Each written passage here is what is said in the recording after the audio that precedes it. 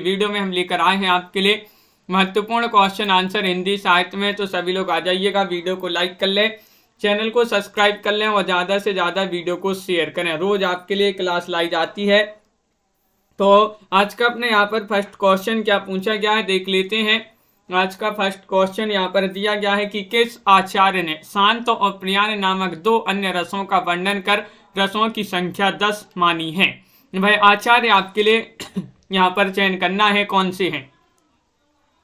Question क्या पूछा गया बताइएगा, चयन कीजिएगा सभी लोग। महत्वपूर्ण क्वेश्चन यहाँ पर दिया गया है, भामाय वामन रुद्र दंडी। तो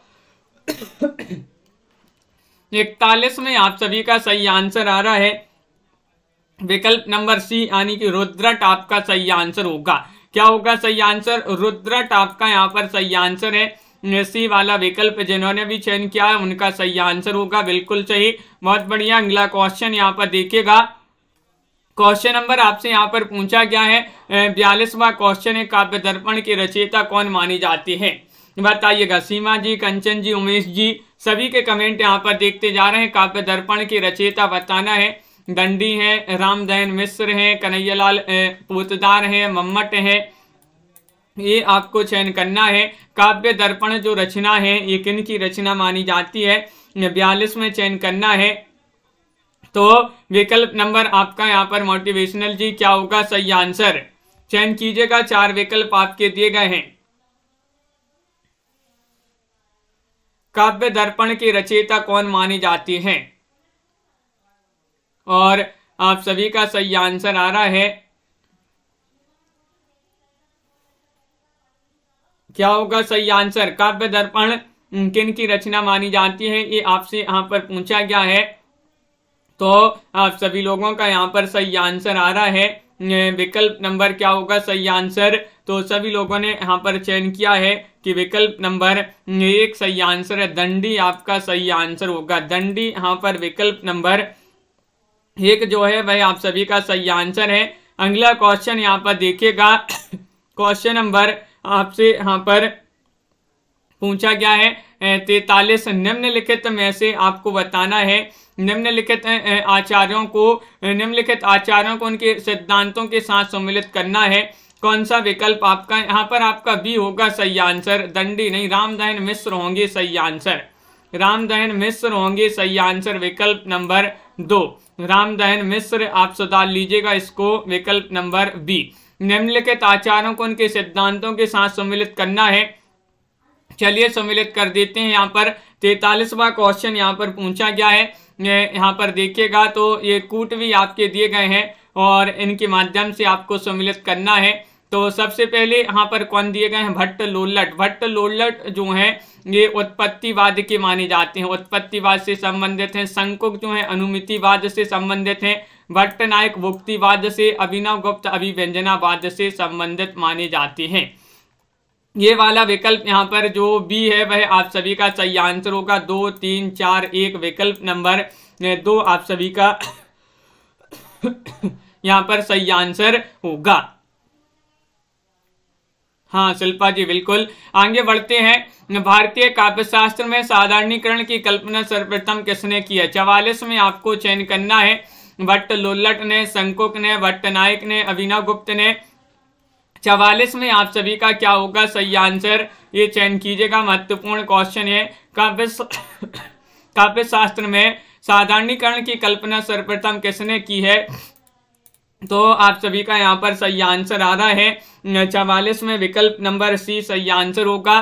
भट्ट नायक ने। भट्ट नायक आपका यहाँ पर सही आंसर होगा। विकल्प नंबर 3 जिन्होंने भी चयन किया है उनका यहाँ पर सही आंसर है। अगला क्वेश्चन यहाँ पर देखिएगा। यहाँ पर ये जो पंक्तियां दी गई हैं, सतबो द्रेका दाखंड स्वप्न प्रकाशास नंद चिन्महा वेदांत स्पर्शा शून्या ब्रह्म स्वाद सहोदरा। ये जो पंक्तियां हैं ये आपको यहाँ पर बताना है किसका ये कथन है। ये कथन आपसे पूछा गया है तो बताइएगा। महत्वपूर्ण ये कथन दिया गया है। क्वेश्चन नंबर 45 में पूछा गया है तो शंकुक, भट्टनायक, विश्वनाथ या फिर कुंतक। तो 45 में आप सभी का सही आंसर ये विश्वनाथ का कथन माना जाता है। विकल्प नंबर सी वाला जो विकल्प है वह आप सभी का यहाँ पर सही आंसर होगा। विश्वनाथ आपका सही आंसर। तुलसीदास ने काव्य प्रयोजन में किसे मान्यता दी है? तुलसीदास ने काव्य प्रयोजन में किसे मान्यता दी है? लोक रंजन को, लोक मंगल को, यश को, आनंद को। 46 में चयन करना है। विशाल जी, अपर्णा जी, क्या होगा सही आंसर? 46 में चयन कीजिएगा। तुलसीदास ने काव्य प्रयोजन में किसको मान्यता दी है? तो आप सभी का सही आंसर आ रहा है लोकमंगल। लोकमंगल विकल्प नंबर बी आप सभी का यहाँ पर सही आंसर होगा। विकल्प नंबर 2 जिन्होंने भी यहाँ पर चयन किया है उनका यहाँ पर सही आंसर है। बहुत बढ़िया, बिल्कुल सही आंसर चयन किया है। कुलपति मिश्र ने काव्य प्रयोजन में किसे मान्यता दी है? 47वां क्वेश्चन यहाँ पर पूछा गया है। 47 में चयन कीजिएगा, बताइएगा यश या फिर संपत्ति या फिर आनंद या फिर सभी। 47 में आपको चयन करना है कि कुलपति मिश्र जो हैं इन्होंने काव्य प्रयोजन में किसे मान्यता दी है। तो 47 में आप सभी का सही आंसर आ रहा है विकल्प नंबर डी यानी कि सभी को। सभी आपका यहाँ पर सही आंसर है। यश, संपत्ति और आनंद, डी वाला विकल्प आप सभी का सही आंसर है। आस्था जी, रस विवेचन में चित्र तुरंग न्याय की कल्पना किसने की है? क्वेश्चन नंबर 48 में आपको बताना है। भट्ट लोल्लट ने, शंकुक ने, भट्टनायक ने, अभिनव गुप्त ने। बताइए। 48वां क्वेश्चन है रस विवेचन में पूछा गया है। रस विवेचन में चित्र तुरंग न्याय की कल्पना किसने की है? 48 में आपको चयन करना है। तो आप सभी का यहाँ पर सही आंसर आ रहा है विकल्प नंबर बी यानी कि शंकुक आपका सही आंसर होगा। शंकुक आपका सही आंसर है। विकल्प नंबर 2 जिन्होंने भी चयन किया, राखी जी, दीपक जी, बिल्कुल सही आंसर होगा शंकुक।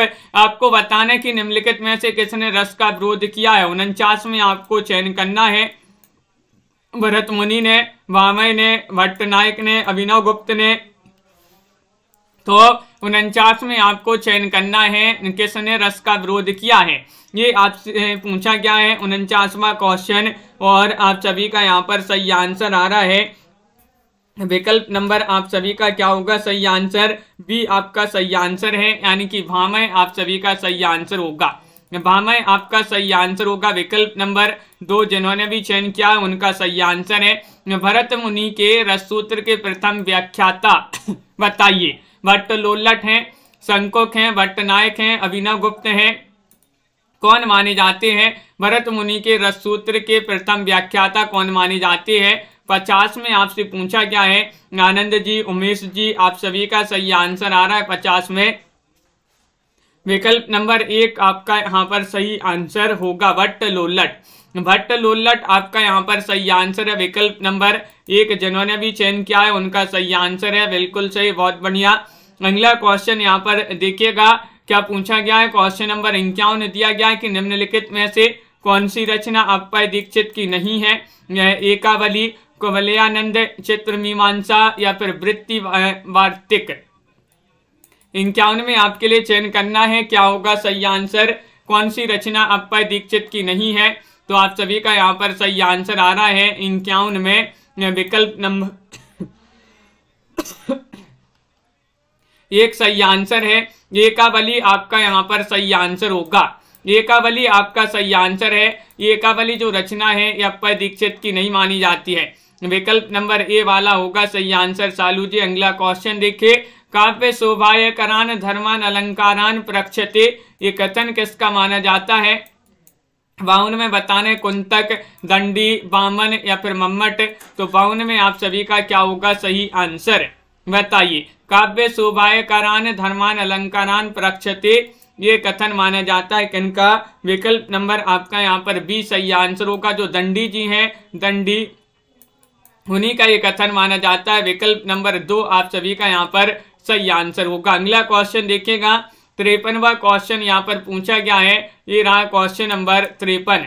क्या पूछा गया है यहाँ पर देखिए। यहाँ पर पूछा है काव्य शोभाया कर्ता धर्म गुणा तदति हे तवस्त वलंकारः, कथन एक इसका माना जाता है। ये आपको चयन करना है। 53 में क्या होगा सही आंसर? कुंतक का कथन है, वामन का कथन है, दंडी, मम्मट।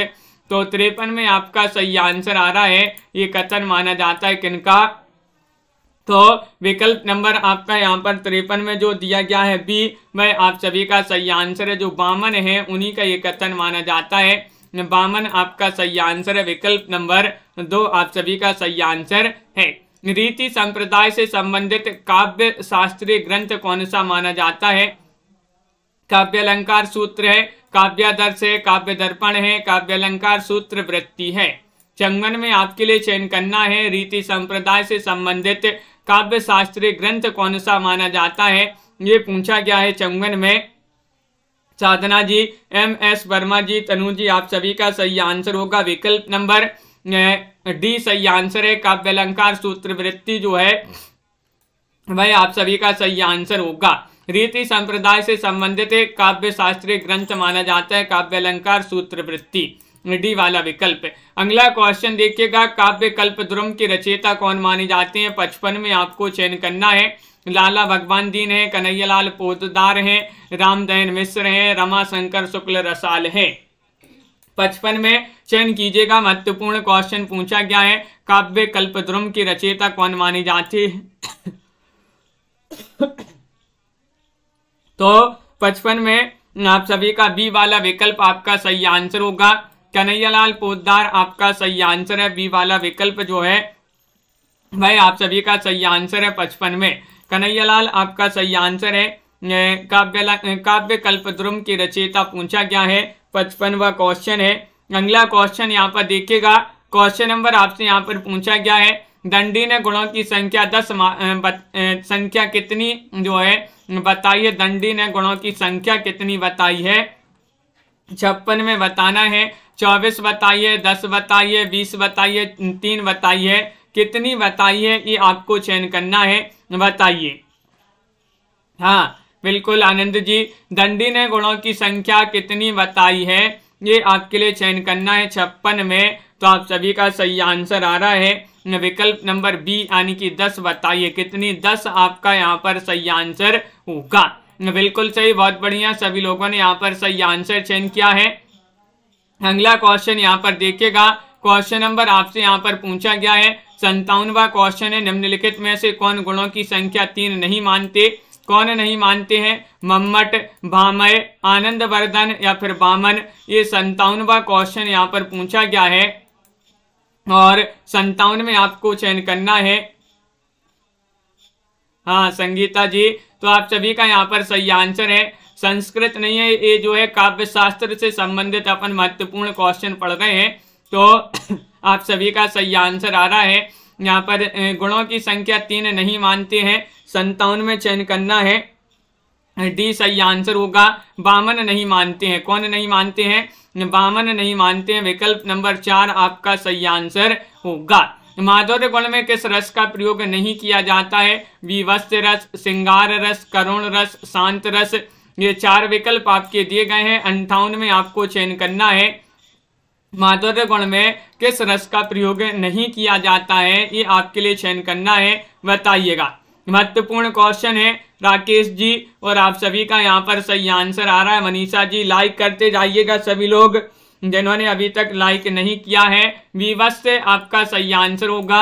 ये जो रस है इस जो है माधुर्य गुण में विवस्य रस का प्रयोग नहीं किया जाता है, विकल्प नंबर आपका 1 जो है वह सही आंसर होगा। वैदर्भी रीति में किस गुण का समावेश रहता है, बताइएगा। जो वैदर्भी रीति होती है इसमें माधुर्य गुण, प्रसाद, ओज या फिर इनमें से कोई नहीं, बताइए। 59 में आप सभी को चयन करना है वैदर्भी रीति में किस गुण का समावेश रहता है। तो आप सभी का यहाँ पर 59 में सही आंसर आ रहा है। क्या आ रहा है सही आंसर? विकल्प नंबर आपका यहाँ पर 59 में जो 1 है वह सही आंसर है, माधुर्य। माधुर्य गुण आप सभी का यहाँ पर सही आंसर होगा। विकल्प नंबर 1 जिन्होंने भी चयन किया है उनका सही आंसर होगा। बहुत बढ़िया। अगला क्वेश्चन यहाँ पर देखिएगा, क्वेश्चन नंबर आपसे यहाँ पर पूछा गया है 60वां क्वेश्चन है। दंडी ने काव्य दोषों की संख्या बताई है, 20 बताई है, 70 बताई है, 10 बताई है, 5 बताई है, कितनी बताई है? 60 में आपको चयन करना है, बताइएगा। 60 का सही आंसर। दंडी ने काव्य दोषों की संख्या कितनी बताई है, ये आपको बताना है। 60वां क्वेश्चन यहाँ पर दिया है, तो आप सभी का यहाँ पर सही आंसर होगा विकल्प नंबर सी आपका सही आंसर होगा। मनीषा जी बिल्कुल 10 आपका सही आंसर होगा। क्या होगा सही आंसर? 10 आपका। प्रिंस जी सही आंसर है, बहुत बढ़िया, बिल्कुल सही आंसर। अगला क्वेश्चन है, जगन्नाथ को पंडित राज की उपाधि किसने दी थी? अकबर ने, औरंगजेब ने, अलाउद्दीन ने या फिर शाहजहां ने? तो बताइए, जो जगन्नाथ जी थे इनको पंडित राज की उपाधि जो है वह किसने दी थी, ये आपसे पूछा गया। 61वां क्वेश्चन है, तो आप सभी का यहाँ पर सही आंसर आ रहा है विकल्प नंबर डी यानी कि शाहजहां होगा सही आंसर। क्या है सही आंसर? शाहजहां आपका विकल्प नंबर जो 4 वाला विकल्प है वह आप सभी का यहाँ पर सही आंसर होगा। शाहजहां जो थे इन्होंने पंडित राज की उपाधि जो दी थी जगन्नाथ को, किन्होंने? शाहजहां ने। अगला क्वेश्चन यहाँ पर देखिएगा, क्वेश्चन नंबर आपसे यहाँ पर पूछा गया है, रूपक के कितने भेद होते हैं? क्वेश्चन नंबर 62 आपसे पूछा गया है। 3 भेद होते हैं, 10 भेद होते हैं, 12 भेद होते हैं, 18 भेद होते हैं, कितने भेद होते हैं? 62 में आपको चयन करना है, रूपक के कितने भेद होते हैं बताइए। रूपक के कितने भेद होते हैं ये आपसे पूछा गया है। 62वां क्वेश्चन है और आप सभी का यहाँ पर सही आंसर है 10 भेद होते हैं। कितने होते हैं? 10 आपका यहाँ पर सही आंसर होगा। विकल्प नंबर बी जिन्होंने भी चयन किया है उनका यहाँ पर सही आंसर होगा। 10 भेद होते हैं रूपक के, याद रखिएगा, बहुत ही महत्वपूर्ण क्वेश्चन है, पूछा ही जाता है ये। मुकनद जी, आरती जी, क्वेश्चन नंबर आपसे यहाँ पर पूछा गया है 63वां क्वेश्चन है, निम्नलिखित आचार्यों को उनके दार्शनिक आधारों को सम्मिलित करना है। चलिए सम्मिलित कर देते हैं। ये आपके यहाँ पर कूट दिए गए हैं, इन कूट की सहायता से आपको 63 में आप सभी के लिए चयन करना है। 63 में चयन कीजिएगा सभी लोग, एक बार देख लें, ये कूट आपके दिए गए हैं और आप सभी का यहाँ पर देखिएगा, इनको सम्मिलित कर देते हैं 63 में। भट्ट लोल्लट जो है इनका जो आचार्यों के दार्शनिक आधार कौन है? भट्ट लोल्लट का माना जाता है कौन सा? मीमांसा दर्शन। और शंकुक जी का जो है वह न्याय, ये तो सही होगा, न्याय दर्शन। भट्ट नायक हो जाएंगे सांख्य दर्शन के, और अभिनव गुप्त जो है शैव वेदांत जो दर्शन होता है उसी के हैं। तो यहाँ पर आपका 3 जो है वह सही आंसर होगा। 3 वाला विकल्प जो है वह आपका सही आंसर है। अगला क्वेश्चन देखिएगा, क्वेश्चन नंबर आपसे यहाँ पर पूछा गया है, किस रस को रसराज कहा जाता है? श्रृंगार रस को, करुण रस को, हास्य रस को, वीर रस को? 64 में आपके लिए चयन करना है, क्या होगा सही आंसर बताइए। 64 में सभी लोग चयन करेंगे किस रस को रसराज कहा जाता है। तो महत्वपूर्ण क्वेश्चन है, 4 विकल्प आपके यहाँ पर दिए गए हैं और विकल्प नंबर आपका यहाँ पर सही आंसर आ रहा है। क्या आ रहा है सही आंसर? सभी लोग ये बता रहे हैं कि श्रृंगार रस। तो श्रृंगार रस को रसराज कहा जाता है, विकल्प नंबर 1 आप सभी का सही आंसर होगा। अगला क्वेश्चन देखिएगा, भरत मुनि ने नाट्य शास्त्र में भावों की संख्या बताई है, कितनी बताई है? 49 में बताना है, सॉरी यहाँ पर बताना है 65 में।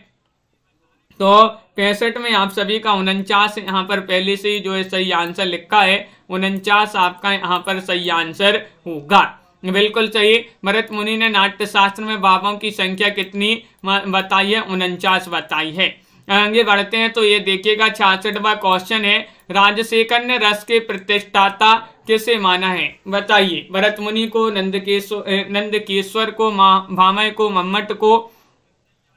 क्या होगा सही आंसर? चयन कीजिएगा सभी लोग। कमला जी, मेधा जी, आप सभी लोगों के कमेंट यहाँ पर देखते जा रहे हैं और 66 में आप सभी का सही आंसर होगा विकल्प नंबर बी यानी कि नंदीकेश्वर आपका सही आंसर होगा। विकल्प नंबर 2 आप सभी का सही आंसर है, नंदीकेश्वर जो है वह आप सभी का यहाँ पर सही आंसर होगा।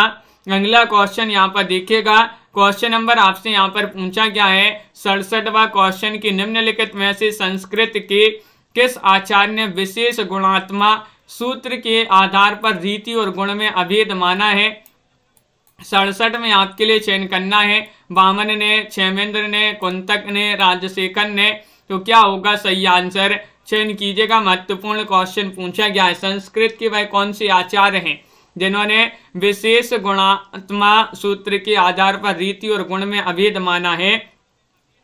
67 में बताना है तो विकल्प नंबर आपका यहाँ पर एक सही आंसर होगा। राखी जी, वामन आपका यहाँ पर सही आंसर है। वामन जिन्होंने भी चयन किया है उनका यहाँ पर सही आंसर होगा। अगला क्वेश्चन देखिए, व्याकरण विरुद्ध प्रयोग से उत्पन्न दोष को कहते हैं, क्या कहते हैं ये आपको बताना है। 68 में बताइएगा, व्याकरण विरुद्ध प्रयोग से उत्पन्न दोष को कहते हैं, क्या कहते हैं। महत्वपूर्ण क्वेश्चन यहाँ पर दिया गया है। 4 विकल्प आपके यहाँ पर दिए गए हैं और आप सभी का यहाँ पर सही आंसर आ रहा है। इसको कहते हैं च्युत संस्कृति दोष। विकल्प नंबर 1 आपका यहाँ पर सही आंसर होगा। विकल्प नंबर ए बहुत सारे लोगों ने यहाँ पर बिल्कुल सही आंसर चयन किया है। च्युत संस्कृति दोष आपका सही आंसर होगा। यहाँ पर आपसे 69वां क्वेश्चन क्या पूछा गया है देखिएगा, ये रहा कि निम्नलिखित कथनों को उनके आचार्यों के साथ सम्मिलित करना है। यहाँ पर क्वेश्चन नंबर 69 है, महत्वपूर्ण है और 69 में यहाँ पर आपके कूट भी दिए गए हैं। ये आपके यहाँ पर कूट दिए गए हैं। क्या है 69 का सही आंसर, तो आप सभी का यहाँ पर कूट में सही आंसर यहाँ पर देख लिए है। देखिएगा, सौंदर्य अलंकारा के कौन हो जाएंगे, जिसके हो जाएंगे सौंदर्य अलंकारा के वामन, और शब्दार्थौ सहितौ काव्यम के कौन हो जाएंगे, ये तो सभी के लिए पता है, शब्दार्थ सहितौ काव्यम भामय हो जाएंगे इसके। और रमणीयार्थ प्रतिपादका शब्द काव्यम के कौन हो जाएंगे, पंडित राज जगन्नाथ। और काव्यास्य आत्मा ध्वनि, इसके कौन हो जाएंगे, इसके हो जाएंगे आनंद वर्धन।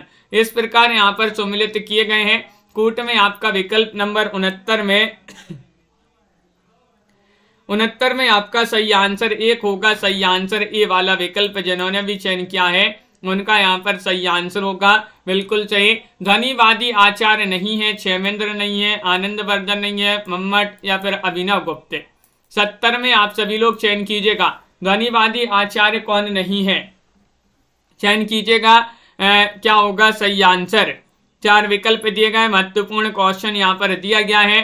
कंचन जी, बबीता जी, लाइक अवश्य कर लें। बहुत सारे लोगों ने अभी तक लाइक नहीं किया है, वीडियो को लाइक करते जाइएगा। ध्वनिवादी आचार्य नहीं है पूछा है। 70 में विकल्प नंबर 1 सही आंसर होगा। क्षेमेंद्र आपका सही आंसर है। क्षेमेंद्र जिन्होंने विकल्प नंबर ए चयन किया है ये जो है ध्वनिवादी आचार्य नहीं माने जाते हैं। विकल्प नंबर ए वाला जो है वह आप सभी का सही आंसर होगा। अगला क्वेश्चन यहाँ पर देखिएगा, औचित्य विचार चर्चा नामक ग्रंथ किसका माना जाता है। कुंतक का है, क्षेमेंद्र का है, मम्मट का है, वामन का है। क्वेश्चन नंबर 71 में आप सभी लोग चयन कीजिएगा, ये किनका ग्रंथ माना जाता है। औचित्य विचार चर्चा नामक ग्रंथ किनका माना जाता है, चयन कीजिएगा। 4 विकल्प आपके दिए गए हैं। महत्वपूर्ण क्वेश्चन आपसे यहाँ पर पूछा गया है। 71वां क्वेश्चन यहाँ पर दिया गया है और 71 में आप सभी का बी वाला विकल्प सही आंसर होगा। औचित्य विचार चर्चा ये क्षेमेंद्र जी का ग्रंथ माना जाता है। बहुत बढ़िया महत्वपूर्ण क्वेश्चन यहाँ पर पूछा गया है। अगला क्वेश्चन यहाँ पर देखिएगा, क्वेश्चन नंबर देखिएगा, अगला क्वेश्चन है जिया जी, बिल्कुल। क्वेश्चन नंबर 72 में यहाँ पर बताना है, आचार्य कुंतक ने वक्रोक्ति के कितने भेद माने हैं। 5 माने हैं, 7 माने हैं, 6 माने हैं, 8 माने हैं। क्वेश्चन नंबर 72 में आपके लिए चयन करना है, क्या होगा सही आंसर। आचार्य जो कुंतक हैं इन्होंने वक्रोक्ति के कितने भेद माने हैं। 72 में आपके लिए चयन करना है और 72 में आप सभी का सही आंसर आ रहा है। विकल्प नंबर सी सही आंसर है, यानी कि इन्होंने 6 भेद माने हैं। आचार्य कुंतक ने वक्रोक्ति के 6 भेद माने हैं, बिल्कुल सही आंसर है। बहुत बढ़िया। अगला क्वेश्चन यहाँ पर देखिएगा, क्वेश्चन नंबर आपसे यहाँ पर पूछा गया है 73। क्या पूछा है, काव्य आत्मा की संकल्पनात्मक अनुभूति है जिसका संबंध विश्लेषण विकल्प या विधान से नहीं है। वह एक श्रेयमयी प्रेम रचनात्मक धारा है यह कथन किसका माना जाता है? 73 में आपको चयन करना है। पंत प्रसाद रामविलास शर्मा अज्ञे किनका कथन माना जाता है? ये पूछा गया है आपसे। 73 में विकल्प नंबर बी आपका सही आंसर है। प्रसाद जी का ये बहुत ही प्रसिद्ध कथन माना जाता है, काव्य आत्मा की संकल्पनात्मक अनुभूति है। बिल्कुल सही। अगला क्वेश्चन यहाँ पर देखिएगा।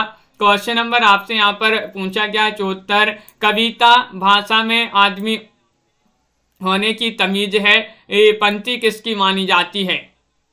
क्वेश्चन नंबर 74 है, कविता भाषा में आदमी होने की तमीज है, ये पंक्ति मानी जाती है। महादेव वर्मा, पंत प्रसाद, धूमिल। क्वेश्चन महत्वपूर्ण है और आप सभी का क्या होगा सही आंसर? और आप सभी का यहाँ पर सही आंसर आ रहा है। क्या आ रहा है सही आंसर? तो क्वेश्चन नंबर 74 में आपका डी सही आंसर होगा। धूमिल आपका सही आंसर है। धूमिल जिन्होंने भी विकल्प नंबर डी बताया है, धूमिल, उनका यहाँ पर सही आंसर होगा। बिल्कुल सही। अगला क्वेश्चन देखिए। अभिव्यक्ति की अभिव्यक्ति जगत है, अतः कविता अभिव्यक्ति की अभिव्यक्ति है, ये पंक्ति किसकी मानी जाती है? 75 में आपको चयन करना है। सभी लोग चयन करिएगा। महत्वपूर्ण क्वेश्चन है। अभिव्यक्ति की अभिव्यक्ति जगत है, अतः कविता अभिव्यक्ति की अभिव्यक्ति है, ये पंत माना जाता, सॉरी ये कथन माना जाता है किनका? ये पंक्ति मानी जाती है किनकी? 75 में आप सभी का एक सही आंसर है। आचार्य शुक्ल की पंक्ति मानी जाती है। विकल्प नंबर 1 आप सभी का सही आंसर होगा। विकल्प नंबर 1 आप सभी का सही आंसर है। अगला क्वेश्चन यहाँ पर देखिएगा। किस आचार्य ने सिद्धांत को रस निष्पत्ति के संदर्भ में अनुमानवाद की संज्ञा दी है? बताइएगा क्या होगा। 76 में भट्टलोल्लट ने, शंकुक ने, भट्टनायक ने, अभिनव गुप्त ने। तो 76 में आप सभी का सही आंसर आ रहा है। किस आचार्य के सिद्धांत को रस निष्पत्ति के संदर्भ में अनुमानवाद की संज्ञा दी है दी गई? तो आप सभी का यहाँ पर 76 का सही आंसर है शंकुक। शंकुक आपका सही आंसर है। विकल्प नंबर बी जिन्होंने भी चयन किया है उनका यहाँ पर सही आंसर है। हृदय दर्पण नामक ग्रंथ जो है ये किसने लिखा है? हृदय दर्पण नामक जो ग्रंथ है 77 में बताना है। मुकुल भट्ट ने, कुंतक ने, महिम भट्ट ने या फिर भट्ट नायक ने? हृदय दर्पण।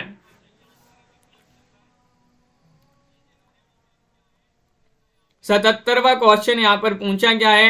77 में आपके लिए चयन करना है। हृदय दर्पण जो ग्रंथ माना जाता है भाई किनका माना जाता है? 77 में आपका डी सही आंसर होगा। डी यानी कि डी में आपके भट्ट नायक सही आंसर है। भट्ट नायक का ये ग्रंथ माना जाता है। विकल्प नंबर 4 आपका सही आंसर होगा। अगला क्वेश्चन यहाँ पर देखिएगा।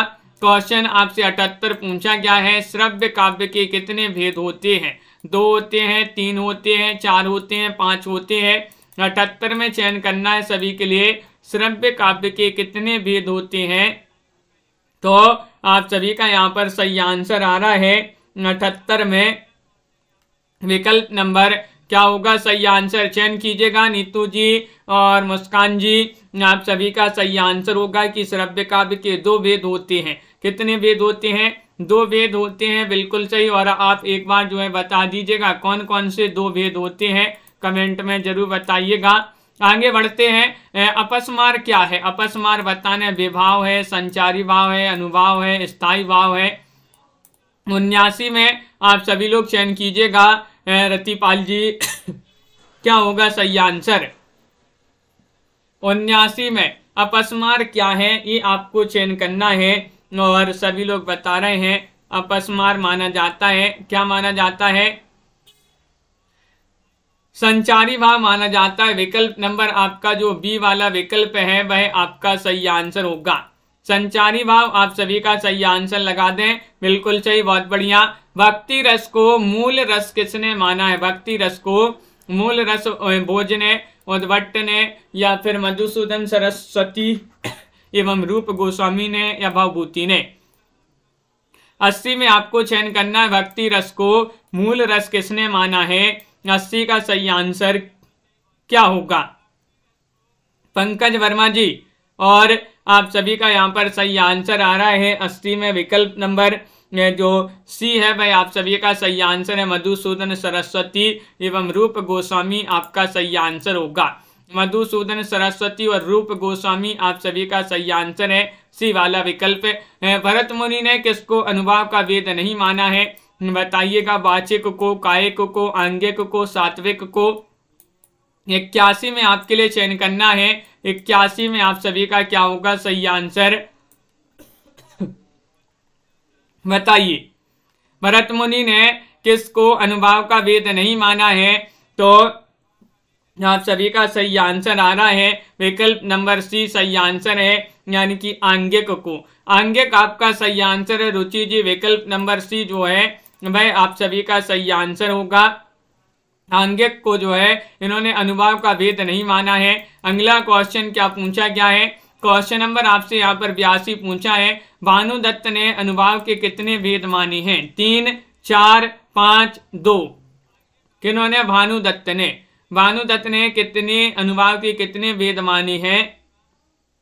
क्वेश्चन नंबर 82 है। 82 में आप सभी का सही आंसर होगा विकल्प नंबर बी आपका सही आंसर है, यानी कि 4 माने हैं। कितने माने हैं? 4 आपका सही आंसर होगा 82 में आपका विकल्प नंबर, हाँ विकल्प नंबर 2 आप सभी का सही आंसर है। अगला क्वेश्चन यहाँ पर देखिएगा। क्वेश्चन आपका यहाँ पर 83 पूछा गया है। महत्वपूर्ण क्वेश्चन, रस के कितने अवयव हैं? अवयव पूछा गया है, बताइएगा कितने अवयव हैं? 4 हैं, 5 हैं, 3 हैं, 2 हैं। 83 में आपको चयन करना है रस के कितने अवयव माने जाते हैं। तो आप सभी का यहाँ पर 83 में सही आंसर आ रहा है। रस के जो है अवयव पूछा गया है, तो वह माने जाते हैं कितने? 5 अवयव माने जाते हैं रस के 5 अवयव माने जाते हैं। याद रखिएगा, महत्वपूर्ण क्वेश्चन यहाँ पर पूछा गया है। अगला क्वेश्चन यहाँ पर देखिएगा क्या दिया गया है। अगला क्वेश्चन नंबर आपसे यहाँ पर 84 पूछा गया है। किस आचार्य ने औचित्य को रस का प्राण माना है? 84 में आपको चयन करना है किस आचार्य ने औचित्य को रस का प्राण माना है? आनंदवर्धन ने, क्षेमेंद्र ने, मम्मट ने या फिर कुंतक ने? तो क्वेश्चन नंबर आपसे यहाँ पर 84 पूछा गया है। 84 का सही आंसर चयन कीजिएगा। किस आचार्य ने औचित्य को रस का प्राण माना है? वह आचार्य आपके लिए बताना है, वह आचार्य कौन से हैं? तो यहाँ पर भी विकल्प नंबर 1 सही आंसर होगा। क्षेमेंद्र आपका सही आंसर होगा। क्षेमेंद्र आपका सही आंसर है। आनंद जी बिल्कुल, रस की 2 बार जो है क्लास हो चुकी है अपनी, अपन ने पढ़ चुके हैं शाम को 7:30 बजे वाली क्लास में। एक बार और आपकी जो है रस को पढ़ा देंगे बिल्कुल। आगे बढ़ते हैं। रमणीय अनुभूति, उक्ति, वैचित्र और छंद, इन तीनों का समांसित रूप कविता है। ये किसका कथन है? एक बार लाइक अवश्य कर लीजिएगा सभी लोग, जिन्होंने अभी तक लाइक नहीं किया है एक बार लाइक अवश्य कर ले। और क्वेश्चन नंबर 85 में आप सभी के लिए चयन करना है सही आंसर। तो 85 में आप सभी का सही आंसर है अतु जी। तो 85 में आप सभी का विकल्प नंबर बी होगा सही आंसर। डॉक्टर नगेंद्र का ये कथन माना जाता है। किनका कथन है? डॉक्टर नगेंद्र का कि रमणीय अनुभूति, उक्ति, वैचित्र और छंद, इन तीनों का समांसित रूप कविता है। ये कथन डॉक्टर नगेंद्र का माना जाता है। बी वाला विकल्प आपका सही आंसर होगा। अगला क्वेश्चन देखिएगा। सांख्यिक अनुभावों की संख्या कितनी है? क्वेश्चन नंबर आपका यहाँ पर 86 पूछा गया है। 4 है, 5 है, 6 है, 8 है। ये 4 विकल्प आपके दिए गए। महत्वपूर्ण क्वेश्चन है और आप सभी का क्या होगा सही आंसर? 86 में सांख्यिक अनुभावों की संख्या पूछा गया है और सांख्यिक अनुभावों की संख्या मानी जाती है कितनी? विकल्प नंबर बी आपका सही आंसर होगा। 5 मानी जाती है। कितनी मानी जाती है? 5 मानी जाती है। तो विकल्प नंबर आपका यहाँ पर बी वाला जो है वह आप सभी का सही आंसर होगा। बिल्कुल सही। अगला क्वेश्चन यहाँ पर देखिएगा। क्वेश्चन नंबर 87 दिया गया है। काव्य प्रयोजन के संबंध में मानवतावादी दृष्टिकोण किसका था? 87 में आपको चयन करना है, बताइएगा। आचार्य नंद दुलारी वाजपेयी, आचार्य हजारी प्रसाद द्विवेदी, नगेंद्र या रामचंद्र शुक्ल। 87 में आप सभी लोग चयन कीजिएगा।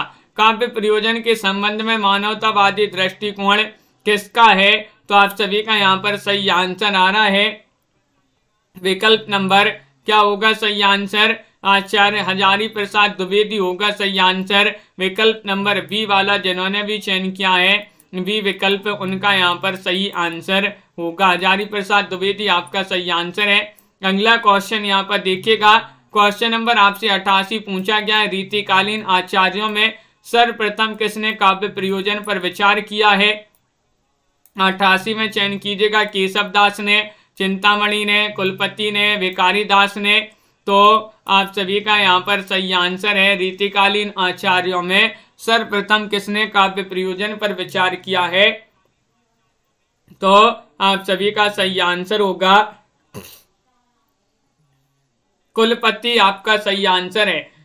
कुलपति आपका यहाँ पर सही आंसर होगा। सी वाला विकल्प जो है वह आप सभी का सही आंसर है।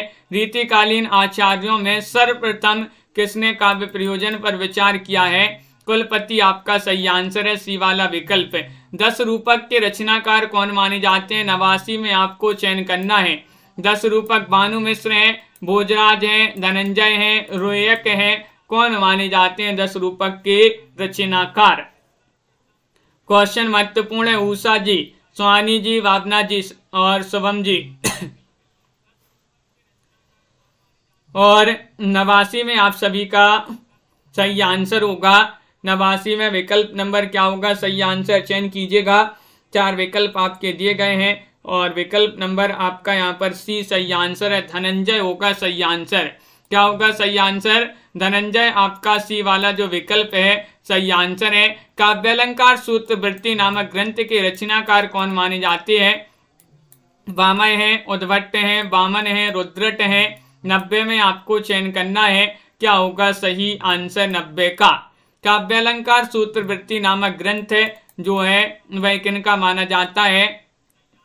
तो आप सभी का 90 में सही आंसर आ रहा है। ये ग्रंथ माना जाता है किनका? तो विकल्प नंबर आपका सी सही आंसर है। वामन का ये ग्रंथ माना जाता है। किनका? वामन आपका यहाँ पर सही आंसर होगा। सी वाला विकल्प जिन्होंने भी चयन किया है उनका यहाँ पर सही आंसर होगा। अगला क्वेश्चन यहाँ पर देखिएगा। क्वेश्चन नंबर आपसे यहाँ पर 91 पूछा गया। रस गंगाधर नामक ग्रंथ के रचनाकार कौन माने जाते हैं? 91 में बताना है। बताइएगा। विश्वनाथ हैं, जगन्नाथ हैं, वामन हैं, वामय हैं। तो चयन कीजिएगा। महत्वपूर्ण क्वेश्चन यहाँ पर दिया गया है।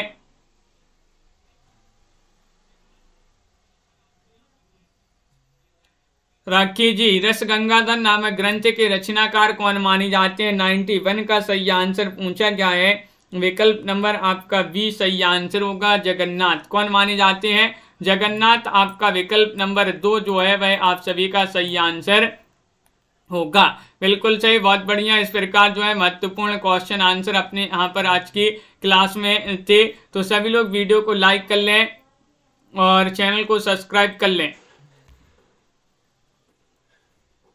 रस के कितने अवयव हैं ये पूछा गया था। तो इस क्वेश्चन को क्या करना है? सुधारना है। यहाँ पर 5 बता दिए थे, ये गलत है। इसको आप सुधार लें। एक बार इसके 4 अवयव माने जाते हैं। भाव, विभाव, अनुभाव, संचारी भाव जो है इसके 4 अवयव माने जाते हैं। रस के 4 भाव, स्थायी भाव, विभाव, अनुभाव और संचारी भाव 4 माने जाते हैं। बिल्कुल सही। इस प्रकार महत्वपूर्ण क्वेश्चन आंसर थे आज की क्लास में। तनु जी, सभी लोग इसी तरह से जुड़े रहिएगा। वीडियो को लाइक से अवश्य कर लें। जो पहली बार आए तो चैनल को सब्सक्राइब कर लें। तनु जी, मंजू जी, प्रीति जी, संगीता जी, मनीषा जी, राखी जी, दीपक जी, मुस्कान जी, MS वर्मा जी, विशाल जी, अपर्णा जी, मोटिवेशनल जी, रविंद्र जी, अनवी जी, मंजू जी, कंचन जी, भावना जी, आनंद जी, हाँ, नीतू जी, आरती, सरोज जी और आनंद जी, बिल्कुल। राखी चौहान जी, मंजू जी, निशा वर्मा जी, विशाल जी और सुरेंद्र नाथ जी, तनु पांडे जी, सभी के लिए बहुत बहुत धन्यवाद। प्रीति जी, कमला जी, मंजू जी, इसी तरह से जुड़े रहिएगा। वीडियो को लाइक से अवश्य कर लेंगे। अगली क्लास सलोनी जी, बबीता जी, आपकी पंकज जी, 7:30 बजे होगी, तो उसमें भावना जी, अत्तू जी सभी के लिए जुड़ना है। और सभी के लिए बहुत बहुत धन्यवाद, और सभी के लिए विशाल जी जय हिंद।